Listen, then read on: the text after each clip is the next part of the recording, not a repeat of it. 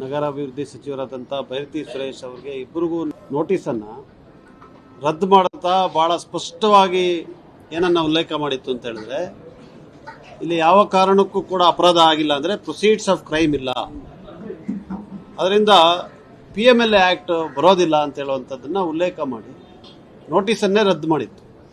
ಅದರ ವಿರುದ್ಧ ಇಡಿನವರು ಇದನ್ನು ಸರ್ವೋಚ್ಚ ನ್ಯಾಯಾಲಯಕ್ಕೆ ಹಾಕಿದಂಥ ಅರ್ಜಿ ಇವತ್ತು ವಿಚಾರಣೆಯ ಸಂದರ್ಭದಲ್ಲಿ ದಯವಿಟ್ಟು ನಮ್ಮಿಂದ ಯಾವುದೇ ರೀತಿಯಾದಂಥ ಪ್ರತಿಕ್ರಿಯೆ ನೀವು ಬಯಸ್ತಿದ್ರೆ ಇದನ್ನು ನೀವು ಜಾಸ್ತಿ ಎಳಿಬಾರ್ದು ಅಂತ ಹೇಳಿ ಸರ್ವೋಚ್ಚ ನ್ಯಾಯಾಲಯ ಇವತ್ತು ಅವ್ರಿಗೆ ಇದನ್ನು ಈ ಪ್ರಕರಣ ನಡೆದಂಥ ಸಂದರ್ಭದಲ್ಲಿ ಹೇಳಿದ್ದು ತಾವೆಲ್ಲ ಕೂಡ ಗಮನಿಸಿದ್ದೀರಿ.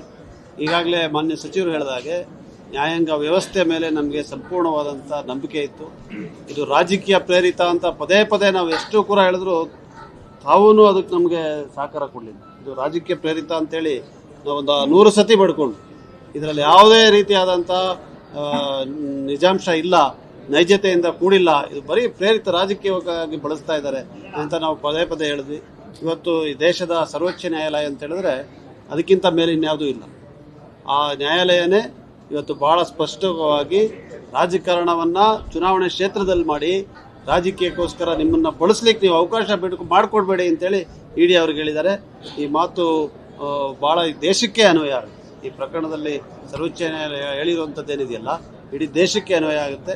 ಅದನ್ನು ಗಮನಿಸಿ ಅದರಂತೆ ಮುಂದೆ ಈ ಕೇಂದ್ರದ ಸಂಸ್ಥೆಗಳು ನಡೀಲಿ ಅಂತ ಕೂಡ ನಾನು ಆಶಯನ ವ್ಯಕ್ತಪಡಿಸಲಿಕ್ಕೆ ಬಯಸ್ತೇನೆ. ಈ ಒಂದು ಅರ್ಜಿ ವಜಾ ಮಾಡೋ ಮುಖ್ಯನ ಮೂಡ ಪ್ರಕರಣದಲ್ಲಿ ಹಗರಣ ಆಗಿದೆ ಅನ್ನುವಂಥದ್ದು ಎಲ್ಲವೂ ಕೂಡ ಮುಕ್ತಿ ಸಿಕ್ಕಾಗುತ್ತೆ ಸರ್.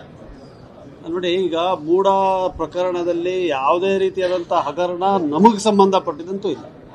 2021ರಲ್ಲಿ ಇವರೇ ಸರ್ಕಾರ ಇದ್ದಾಗ ಕರೆದು ಕೊಟ್ಟು ಪಾಪ ಇವ್ರಿಗೆ ಪಾರ್ವತಿ ಅವರಿಗೆ ಮತ್ತೆ ಹಗರಣ ಮಾಡಲಿಕ್ಕೆ ಕೊಟ್ರಲ್ಲ ಇವರು. ಇದು ಇವತ್ತು ಬಯಲಾಗಿದೆ. ಏನಾರ ನೈಜತೆ ಇದ್ರೆ ಅವ್ರಿಗೆ ಏನಾರ ಒಂದು ಸ್ವಲ್ಪದಾರು ನೈತಿಕತೆ ಇದ್ರೆ ದಯವಿಟ್ಟು ಇದ್ರ ಬಗ್ಗೆ ಮಾತಾಡೋದನ್ನಾರು ನಿಲ್ಲಿಸಿ ಅಂತ ನಾನು BJP ಅವ್ರಿಗೆ ಹೇಳಿ ಇಷ್ಟ ಆಗಿದೆ. ಮತ್ತೆ 2021ರಲ್ಲಿ ಬೈರತಿ ಸುರೇಶ್ ಮಂತ್ರಿ ಆಗಿದ್ರ? ಅವ್ರು ಮಂತ್ರಿ ಆಗಿದ್ದು 2023ರ ಚುನಾವಣೆಯ ನಂತರ ಅಲ್ವಾ?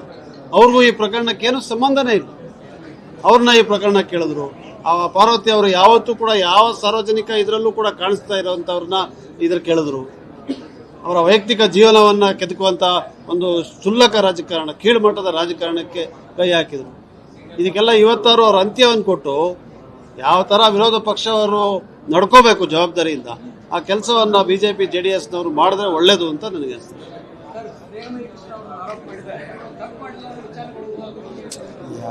ನೋಡಿ, ಕಾನೂನು ಅನ್ನೋದು ಇದೆಯಲ್ಲ, ಕಾನೂನಿನಲ್ಲಿ ಕಾರ್ಯವ್ಯಾಪ್ತಿಗೆ ಮಾತ್ರ ಒಳಪಡಬೇಕಾಗ್ತದೆ ನಾವು. ಆಯ್ತು, ಇವಾಗ ನಾನು ತಪ್ಪು ಮಾಡಿದ್ದೀನಿ ಅಂತ ಹೇಳಿದ್ರೆ ಇನ್ನು ವಿಚಾರಣೆ ಮಾಡ್ಕೊಳತ್ತ? ವಿಚಾರಣೆ ಮಾಡಲಿಕ್ಕೆ ಅದಕ್ಕೊಂದು ಕಾರ್ಯವ್ಯಾಪ್ತಿ ಮತ್ತು ಜ್ಯೂರಿಸ್ಟಿಕ್ಷನ್ ಬರಬೇಕು, ಕಾನೂನಲ್ಲಿ ಅಧಿಕಾರ ಇರಬೇಕು. PMLA ಆ್ಯಕ್ಟ್ ಯಾವಾಗ ಬರ್ತದೆ ಅಂತೇಳಿ ಉಚ್ಚ ನ್ಯಾಯಾಲಯ ಹೇಳಿದೆ.